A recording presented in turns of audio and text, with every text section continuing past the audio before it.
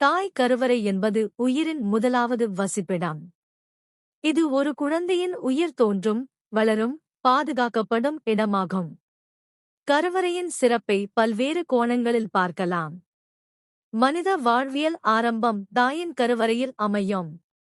ஒவ்வொரு மனிதனும் கருவறையில் உருவாகி 9 மாதங்கள் வளர்ந்து பிறப்பதனால் இது ஒரு உயிர் உருவாகும் அதிசய தளமாகும். கருவறை என்பது ஒரு சிறந்த பாதுகாப்பு அரண். குழந்தை வெளியுலகத்திலிருந்து முழுமையாக பாதுகாக்கப்படுகிறது.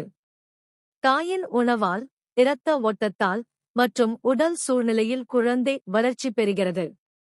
தாய் கர்ப்பமாக இருக்கும் காலத்தில் கருவில் உள்ள குழந்தை தாயின் உணர்வுகளை உணர முடியும்.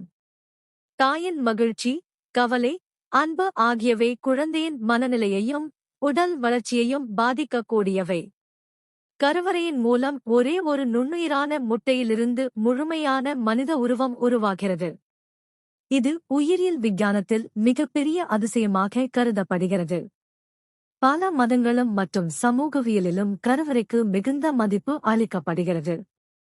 தாயின் கருவறையைப் பற்றி புனித நூல்கள் பல முக்கியமான தகவல்களை வழங்குகின்றன. ஒரு குழந்தையின் தாயுடன் உள்ள உறவு கருவறையிலேயே ஆரம்பிக்கிறது.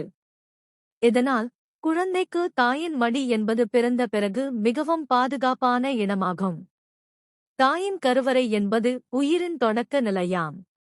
அது உயிருக்கு மட்டும் அல்ல, மனதுக்கும், குடும்பத்துக்கும், சமூகத்திற்கும் உறுதியான அடித்தளம்.